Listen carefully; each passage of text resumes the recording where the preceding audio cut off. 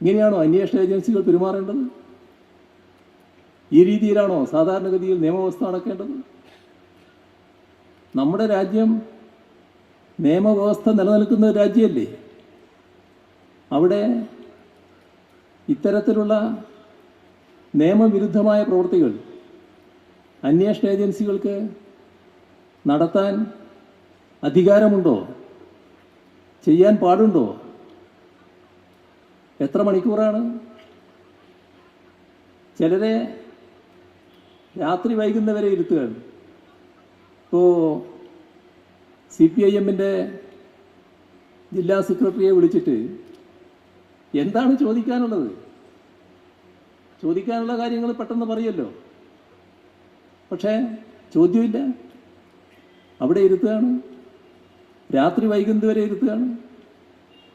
അപ്പോൾ നമ്മുടെ മാധ്യമങ്ങൾക്ക് CPIM-നെയും മറ്റും എതിർക്കണമെന്ന് താല്പര്യമുള്ളവർക്ക് നല്ല ഹരം. ഇത്ര മണിക്കൂറായി ഇവിടെ തുടരുന്നു, എന്താണ് സംഭവിക്കുക എന്നറിയില്ല എന്നൊക്കെ പറഞ്ഞിട്ട് അവരുടെ വക വാർത്തകൾ. ഈ പറയുന്ന ശരിയല്ലായ്മയെക്കുറിച്ച് അരയക്ഷരം അവരാരും പറയില്ല. നമ്മളതൊരു ജനാധിപത്യ രാഷ്ട്രമാണല്ലോ, നിയമവ്യവസ്ഥ നിലനിൽക്കുന്ന രാഷ്ട്രമാണല്ലോ. ആ നിയമവ്യവസ്ഥ നിലനിൽക്കുന്ന ഒരു രാഷ്ട്രത്തിൽ നിയമത്തിന് വിധേയമായല്ലേ കാര്യങ്ങൾ നടത്തേണ്ടത്? രാത്രി വൈകുന്നവരെ ആളെയിരുത്തലാണോ?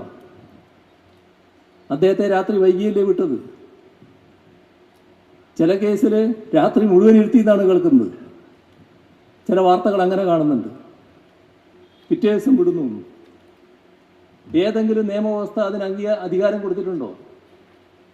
അങ്ങനെ ചെയ്യാൻ പാടുണ്ടോ? ഇതല്ലേ നമ്മുടെ രാജ്യത്ത് നടക്കുന്നത്.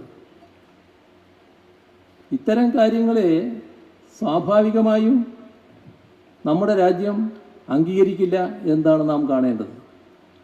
ഇത്തരം കാര്യങ്ങൾ നിലനിൽക്കുമ്പോഴാണ് നമ്മുടെ രാഹുൽ ഗാന്ധിക്ക് വല്ലാത്ത പ്രയാസം. അദ്ദേഹം ഇന്നലെ ചോദിച്ചതായി കണ്ടത്, എന്തുകൊണ്ടാണ് കേരളത്തിൻ്റെ മുഖ്യമന്ത്രിയെ ചോദ്യം ചെയ്യാത്തത്? എന്താണ് കസ്റ്റഡി എടുക്കാത്തത്? എന്തുകൊണ്ടാണ് കേസ് എടുക്കാത്തത്? രാഹുൽ ഗാന്ധി, നേരത്തെ നിങ്ങൾക്കൊരു പേരുണ്ട്. ആ രീതിയിൽ തന്നെ അതിൽ നിന്ന് മാറിയിട്ടില്ല എന്നൊരവസ്ഥ ഉണ്ടാക്കരുത് കേട്ടോ. അത് നല്ലതല്ല. നിങ്ങളെ മുത്തശ്ശിയില്ലേ ഈ രാജ്യത്താകെ അടക്കി വാണിരുന്ന കാലം, അവരായിരുന്നു ഞങ്ങളെയൊക്കെ പിടിച്ച് ജയിലിലിട്ടത്. എത്ര കാലം? 1.5 വർഷം. ഇപ്പോൾ ജയിലിൽ നിന്ന് കേട്ടാൽ നിങ്ങളെ അശോക് ചവാനെ പോലെ അയ്യോ ഞാൻ എനിക്ക് അങ്ങോട്ട് പോകാൻ കഴിയില്ല എന്ന് പറയുന്നവരല്ല കേട്ടാ. പിന്നെ ചോദ്യം ചെയ്യൽ നേരിടാത്തവരല്ല ഞങ്ങളൊന്നും. നിങ്ങളെ അനുയായിയായിരുന്നല്ലോ CBIക്ക് കേസ് കൊടുത്തിരുന്നത്. നിങ്ങൾ കെട്ടിച്ചമച്ചൊരു കേസിൻ്റെ ഭാഗമായിട്ട് വിജിലൻസ് അന്വേഷിച്ച് തള്ളിയ കേസ്, ഒരു കാര്യം ഇതിലില്ല എന്ന് പറഞ്ഞ് തള്ളിയ കേസ്, രാഷ്ട്രീയമായ പകപോക്കലിൻ്റെ ഭാഗമായിട്ടായിരുന്നു അന്ന് CBIക്ക് കൊടുത്തത്. CBI വിശദമായി ചോദ്യം ചെയ്തിട്ടുണ്ടല്ലോ. എന്തേ അവർക്ക് ബോധ്യമായ കാര്യം? നേരത്തെ വിജിലൻസ് എവിടെയാണോ എത്തിയത് അവിടെ തന്നെയായിരുന്നു അവരും എത്തിയത്. അന്ന് നിങ്ങളെ പാർട്ടിയാണ് അധികാരത്തിൽ.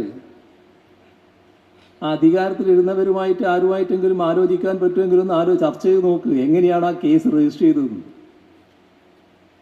അന്നത്തെ വിജിലൻസ് റിപ്പോർട്ട് എന്തായിരുന്നു? അന്നത്തെ നിയമോപദേശം വിജിലൻസ് അല്ല CBIയുടെ അന്വേഷണ രീതി എന്തായിരുന്നു? അതിൻ്റെ മേലെയുള്ള നിയമോപദേശം എന്തായിരുന്നു എന്നൊക്കെ ഒന്ന് മനസ്സിലാക്കാൻ നോക്ക്. അപ്പോൾ അറിയാം.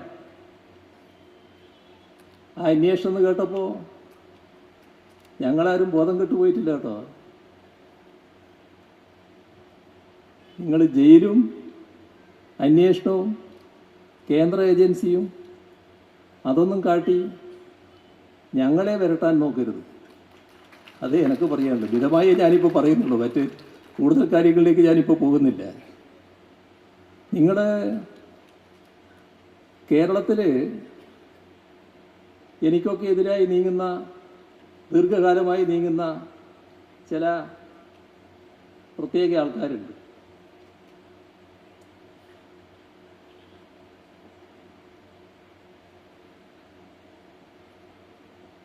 അവരെ കൃത്യമായി സംരക്ഷിച്ചു നിർത്തുന്നതാ, വെറുതെ നിൽക്കുന്നതല്ല. ഒരു പറ്റം, ഒരു സംഘം അങ്ങനെയുണ്ട്. ആ സംഘം ദീർഘകാലമായി നടത്തിക്കൊണ്ടിരിക്കുന്ന പ്രവർത്തനങ്ങളുണ്ട്. അവരിനിയും തുടരും. അത് നിങ്ങളെ കൂട്ടത്തിലുള്ള ചിലർ ആ സംഘത്തിൻ്റെ സംരക്ഷകരായിട്ട് നേരത്തെയുണ്ട്. ആ സംരക്ഷകരായിരിക്കുന്നവർ ഇവിടെ വരുമ്പോൾ പറയുന്ന കാര്യങ്ങൾ അതേപടി ആവർത്തിച്ചാൽ അത് നിങ്ങൾക്ക് കാര്യങ്ങൾ വിവേചനപൂർവ്വം മനസ്സിലാക്കാൻ കഴിയുന്നില്ല എന്ന നിലയാണ് ഉണ്ടാക്കുക എന്നത് തിരിച്ചറിഞ്ഞാൽ നല്ലത്. നിങ്ങൾക്ക് കുറച്ച് മാറ്റമൊക്കെ വന്നു എന്നാണ് നിങ്ങളെ യാത്രക്കൊക്കെ ശേഷം നിങ്ങൾ അനുയായികൾ തന്നെ പറഞ്ഞു നടക്കുന്നത്. ഒരു മാറ്റം ഉണ്ടായിട്ടില്ല എന്നും പഴയ അതേ രീതിയിലാണ് നിൽക്കുന്നതെന്നും ആളുകൾ മനസ്സിലാക്കുന്നതിന് ഇടയാക്കും എന്നുകൂടി തിരിച്ചറിയുന്നത് നല്ലതാണ്.